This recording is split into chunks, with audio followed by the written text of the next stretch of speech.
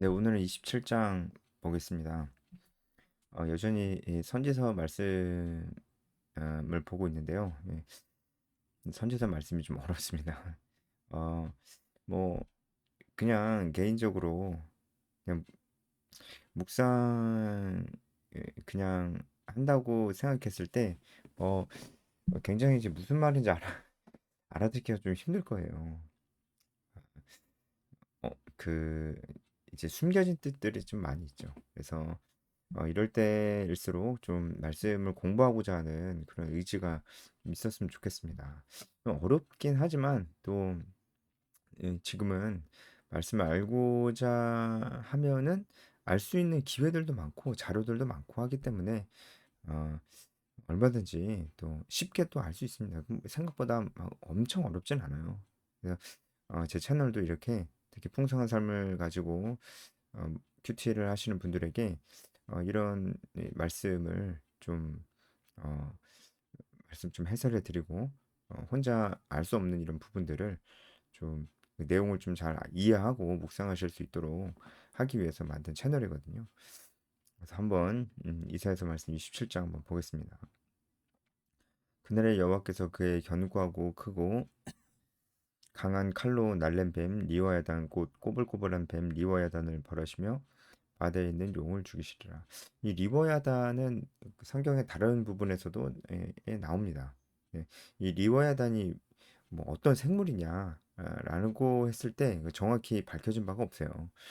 그 리워야단이 어떤 생물이냐를 밝히는 것보다는 여기서 리워야단이 무엇을 상징하고 있느냐, 그리고 이제 바다에 있는 용도 이제 무엇을 상징하고 있느냐를 아는 것이 더 좋을 것 같습니다.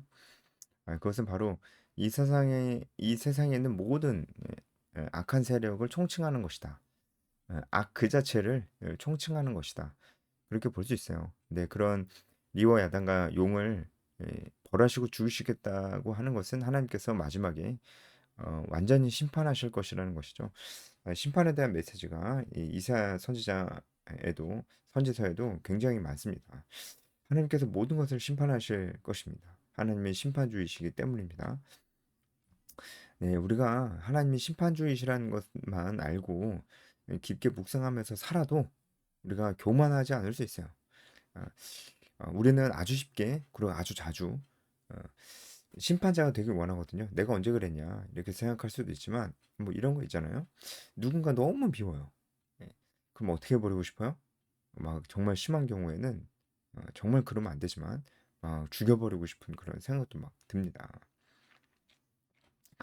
어, 그런 생각이 드는 것 자체가 뭐 꼭 죽여버리지 않더라도 뭐 어떻게든 뭐 그 사람을 어떻게든 뭐 곤란에 빠뜨리거나 어려움에 빠뜨리거나 상하게 하거나 뭐 그렇게 하고 싶다. 이런 생각이 드는 것 자체가 우리 안에 내가 심판주가 되고 싶어 하는 욕망이 있다는 것을 얘기해 주는 거거든요. 물론 이제 피해자일 수 있습니다. 억울한 부분이 있을 수 있어요. 충분히. 예, 저도 뭐 그런 경험들이 있고요. 그럼에도 불구하고 우리는 우리의 생각과 마음을 잘 지켜야 됩니다. 너무 믿고 싫으니까, 그리고 너무 충격적이니까 막 순간적으로 그런 감정이 들 수는 있습니다. 네, 그렇지만 빨리 우리는 그 감정에서 벗어나야 될 것입니다. 네, 우리가 심판자가 아니니까요. 하나님이 심판하시는 거니까요. 우리가 이제 하나님이 심판자라는 것만 알아도 우리가 어떤 누군가를 너무 억울하고 충격적인 일을 당했어도 어떤 누군가를 너무나 미워하는 일, 그래서 진짜 해서는 안 될 행동을 하는 일까지 이어지는 그런 일을 우리가 막을 수가 있다는 거예요. 우리가 하나님이 심판주의시라는 것 하나만 묵상하고 삶에 적용하면서 살아도 끔찍한 많은 일들이 이 땅에서 사라질 것입니다. 우리 이제 그런 것들을 좀 잘 생각을 해봐야 되겠죠. 음, 여기서 이제 칼로 벌하신다고 그랬는데 어, 이 칼은 성경에서도 하나님의 말씀을 상징하는 것으로 많이 쓰입니다. 그래서 하나님의 말씀이 진리의 말씀이 이 세상에 있는 모든 것들을 심판하실 것이다. 라고 볼 수 있죠. 그래서 하나님의 말씀이 어, 전파되는 그 땅에는, 그리고 하나님의 말씀이 전파되는 어떤 개인에게는 이미 심판이 임한 것이다라고도 볼 수 있는 거예요. 왜냐하면 그 사람이 복음을 받아들이지 않는다면은 이미 그 사람에게 심판이 임한 것이죠. 그죠? 그런 의미에서 하나님의 말씀은 심판과도 굉장히 가깝습니다. 2절, 그날에 너희는 아름다운 포도원을 두고 노래를 부를지어다. 이 포도원은 이스라엘을 상징하고, 좀 넓게는 신약 시대의 교회를 상징합니다. 나 여호와는 포도원 지기가 되며 때때로 물을 주며 밤낮으로 간수하여 아무든지 이를 해치지 못하게 하려다. 이 말씀이 너무 감동적이죠. 예. 하나님께서 자기 자신을 포도원직이라고 말씀을 하세요. 포도원이 우리 하나님의 백성들이잖아요. 그 하나님의 백성들을 보호하시는 분입니다. 실제로 이 포도원직이라고 얘기하고 있는 이 단어는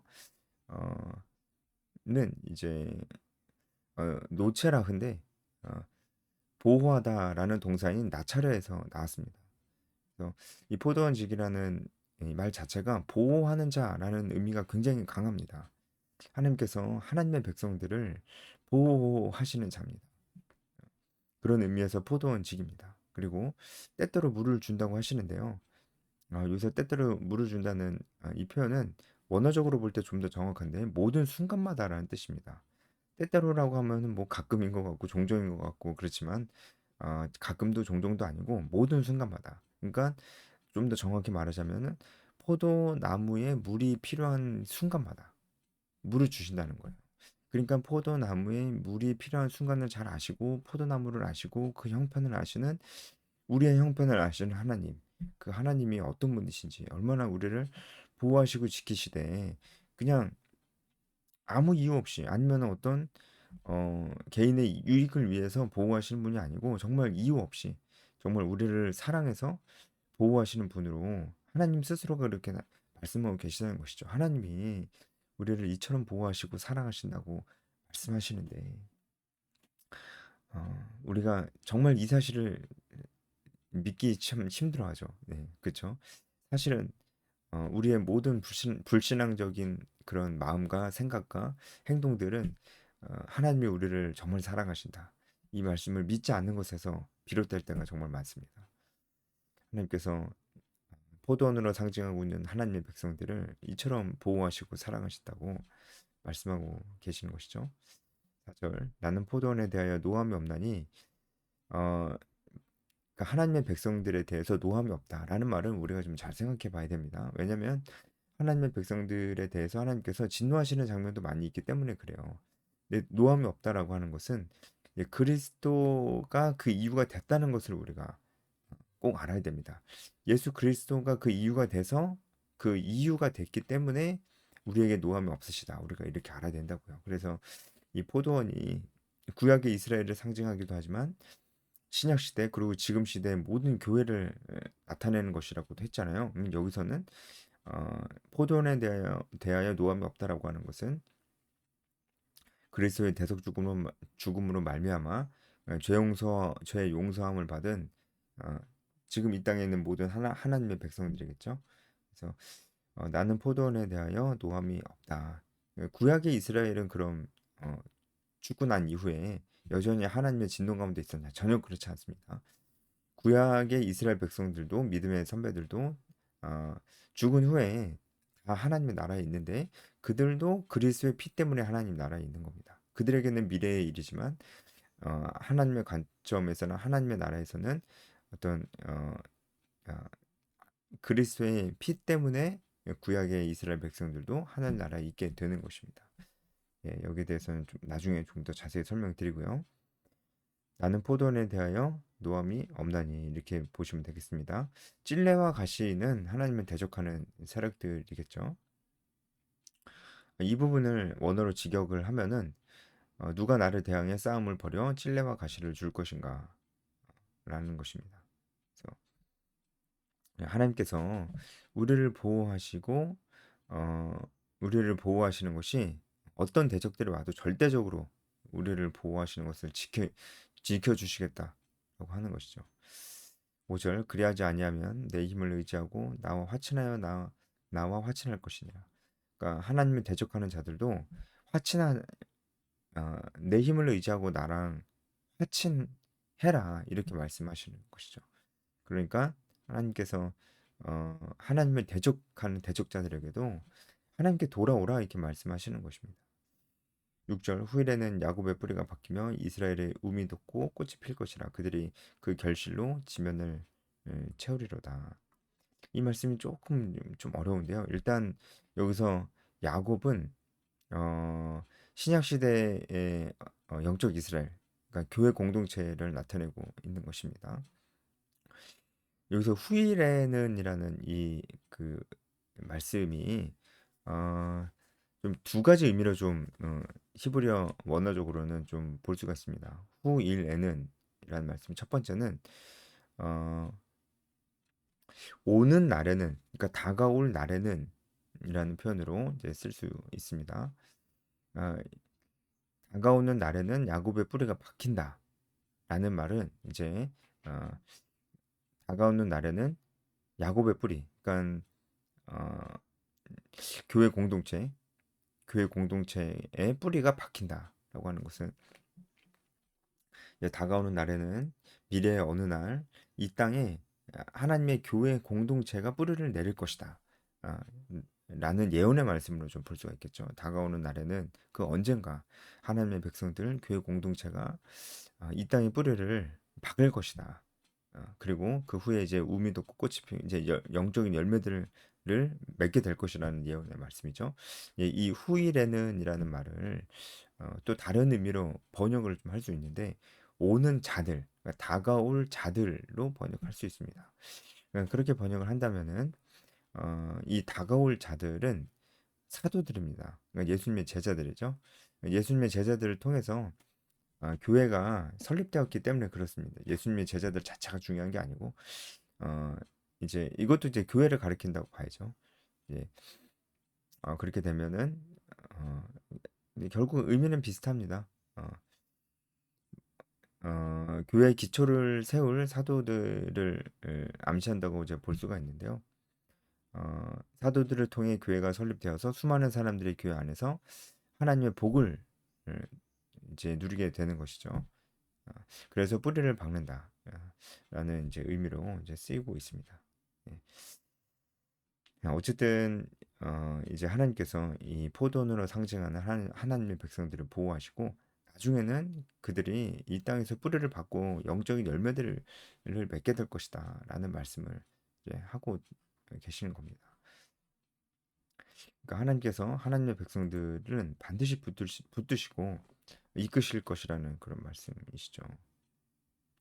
7절 주께서 그 백성을 치셨던들 그 백성을 친자들을 치심과 같이 같았겠으며 이 말씀은 쉬운 말씀인데 그냥 읽다 보면은 무슨 말인지 참 이해하기 좀 어려운 것도 있습니다. 한마디로 하나님께서 그 백성들 하나님의 백성들을 치시기도 한다는 거예요. 그런데 그 하나님의 백성들을 이렇게 치시는 것이 백성들을 아닌 자들을 치심보다는 훨씬 덜하다는 거죠. 그 백성을 친자들, 그러니까 하나님의 백성들을 괴롭힌 자들, 그 괴롭힌 자들을 하나님께서 치셨잖아요. 아, 그들을 이방인들을 치심이 하나님의 백성들을 치심보다 훨씬 더 더했다는 거죠. 하나님의 백성들이니까.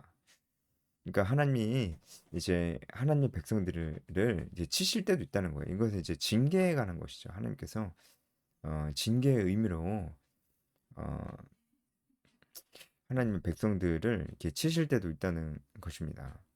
8절 주께서 백성들을 적당하게 견책하사 여기도 나오죠. 하나님께서 이렇게 징계하실 때도 있다는 것입니다. 쫓아내실 때, 쫓아내실 때라는 것은 이제 이스라엘 백성들이 바벨론으로 포로로 잡혀가는 것을 말해주고 있습니다. 동풍 부는 날에 폭풍으로 그들을 옮기셨다. 동풍은 이제 바벨론 혹은 아수르를 나타내는 것입니다. 그래서 실제로 이제 바벨론으로 포로를 잡혀갔고 아수르로 인해서 북이스라엘 멸망당하기도 했었죠. 야곱의 불의가 속함을 예, 얻으며 그의 죄 없이 함을 받은 결과는 이로 말미암나니 라는 것인데 어, 이제 야곱의 불의가 속함을 얻었다. 그러니까 죄 없이 함을 받을 결과는 이로 말미암아. 그러니까 이런 바벨론 포로로 끌려가는 건 이런 이방 나라들에 의해서 압제를 받는 것으로 인해서 그들이 죄 없이함을 받았다라고 얘기하는 건데 그들이 이제 실제로 이제 포로로 잡혀갔기 때문에 죄의 대가를 치렀다 이렇게 보면 안 되죠. 당연히 이 대속의 역할은 오직 그리스도의 보혈의 피로만 가능한 것입니다. 그러니까 이것은 이렇게 좀 해석을 할 수가 있는데 어, 그들이 큰 고난을 겪으면서 하나님에 대한 믿음이 훨씬 더 견고하게 되어졌다라는 것을 우리가 아, 그렇게 알 수 있고 그렇게 해석을 할 수가 좀 있을 것 같습니다. 곧 그가 제단의 모든 돌을 부서진 횃돌 같게 하며 아세라와 태양상에 다시는 서지 못하게 함에 있는 것이라. 그러니까 이런 고난을 통하여서 음, 그들의 신앙이 훨씬 더 순결해졌다고 하는 것이죠. 하나님을 향한 그 마음이 훨씬 더 순결해졌다고 하는 것입니다. 그러니까 하나님께서 지금 이스라엘에게 고난을 주시고 어려움을 주시는 것에 대해서 얘기를 하고 계시는데 그것이 그들을 완전히 멸망시킬 만한 고난은 아니다라고 말씀하시는 것이고 우리가 성경에서 어, 이와 관련된 말씀을 좀 생각해 본다면 하나님께서 그 사랑하는 자에게 시험을 주시되 동시에 어, 피할 곳도 주신다고 그런 말씀이 있잖아요. 네, 그런 말씀을 좀 연관해서 생각해도 될 것 같습니다. 예, 오히려 이런 어려움들이 이스라엘이 자신의 잘못 때문에 자신의 죄악으로 말미암아 받은 것이지만 하나님께서는 또 이런 어려움을 통해서 이스라엘의 남은 자들이 그들의 신앙을 더 순수하게 유지할 수 있도록 어떤 정화 작용을 좀 하셨습니다. 고난은 고난은 이런 역할을 해요. 고난은 그의 믿음이 진짜인지 아닌지를 어, 좀 판별시켜주는 그런 역할을 합니다. 진짜 믿음이 없었던 사람들은 이제 다 나가 떨어지는 거죠. 근데 진짜 믿음 있는 자들은 더욱더 그 마음이 간절해지고 그 마음이 더욱더 순결해지는 것입니다. 예. 그래서 이스라엘 백성들이 이제 이런 고난을 통해서 자신들의 우상을 다 회파하는 그런 모습들을 구절에서 좀 볼 수가 있었습니다. 10절 대저 견고한 성읍은 적막하고 거처가 황무하며 버림받아 광야와 같은즉 송아지가 거기에서 먹고 거기에 누우며 그 나뭇가지를 먹어 없이 하리라. 그러니까 어, 이제 하나님의 백성들을 괴롭히는 모든 대적들이 하나님의 심판을 받는 그런 모습들이 또 나오고 있습니다. 가지가 마르면 꺾이나니 여인들이 와서 그것을 불사를 것이라. 백성의 지각이 없으므로 그들을 지으시니까 땅이 여기지 아니하시며 그들을 조성하시니가 은혜를 베풀지 아니하시리라. 어, 이 말씀은 이 황폐한 성읍에서 송아지가 그러니까 10절에 그 송아지가 풀 대신 작은 가지를 먹고 남겨진 굵은 가지조차 꺾여서 여인들의 불피우는 재료로 사용될 정도로 성읍의 멸망으로 인해서 남은 것이 없을 것이라는 성읍의 멸망으로 인해서 남은 것이 없을 것이라는 거예요. 예, 그만큼 하나님께서 그들을 완전 진멸하실 것이라는 거죠. 백성이 지각이 없으므로 여기서 백성은 하나님의 백성들이 아니고 이 이방 나라들이라고 볼 수 있습니다. 그들이 이제 지각이 없다라고 하는 것은 하나님의 말씀을 모른다는 것이죠. 지각이 없으므로 아, 그들을 지으시니까 그들을 불쌍히 여기지 않고 조성하시니까 은혜를 베풀지 않는다. 그러니까 이렇게 말씀하시는 이유는 결국은 심판받을 이방 백성들도 그러니까 지금으로 따지자면 심판받을 불신자들도 그들을 지으신 분도 하나님이시라는 것을 또 강조하고 그들을 향한 주권도 하나님께 있다는 것을 강조하고 있는 말씀이다라고 좀 볼 수가 있습니다. 하나님은 온 세계 그러니까 모든 피조물의 왕이시고 창조주이시죠. 어, 그러므로 그가 창조하시고 심판하시는 것입니다. 너희 이스라엘 자손들아 그날에 여호와께서 창인하시는 하수에서부터 애굽 시내까지 과실을 떠는 것 같이 너희를 하나하나 모으시라. 하나님께서 그날에 이것은 정말 마지막 날이라고 할 수 있겠죠. 음, 마지막 날에 하나님께서 우리 모두를 모으실 거라는 거예요. 그날에 큰 나팔을 불리니 아수르 땅에서 멸망한 자들과 애굽 땅으로 쫓겨난 자들이 돌아와서 예루살렘 성산에서 여호와께 예배하리라. 마지막 날에 모든 것이 회복이 되고 하나님께서 하나님의 백성들을 모으셔서 우리 모두가 하나님을 예배하고 하나님과 인격적인 교제를 누리는 것을 얘기하고 있습니다. 우리가 이제 선지서를 묵상할 때 참 어려울 수도 있는데 어쩌면 우리가 잊고 사는 부분들, 우리가 당연하다고 생각하지만 사실은 잊고 사는 부분들을 하나님께서 심판하시는 하나님, 하나님은 죄를 그냥 넘어가지 않으시는 하나님. 하지만 어, 그 하나님의 공의의 잣대에 의하면 우리가 절대로 살 수 없는 죄인이지만 우리를 살리시고 사랑하시고 포도원 지기처럼 우리를 보호하시는 이 하나님, 그 하나님에 대해서 우리가 묵상하고 한다면은 우리가 받은 은혜가 어떤 것인지 우리 하나님께서 우리에게 그런 영적인 감격을 주실 거라 믿습니다. 여기까지 하겠습니다.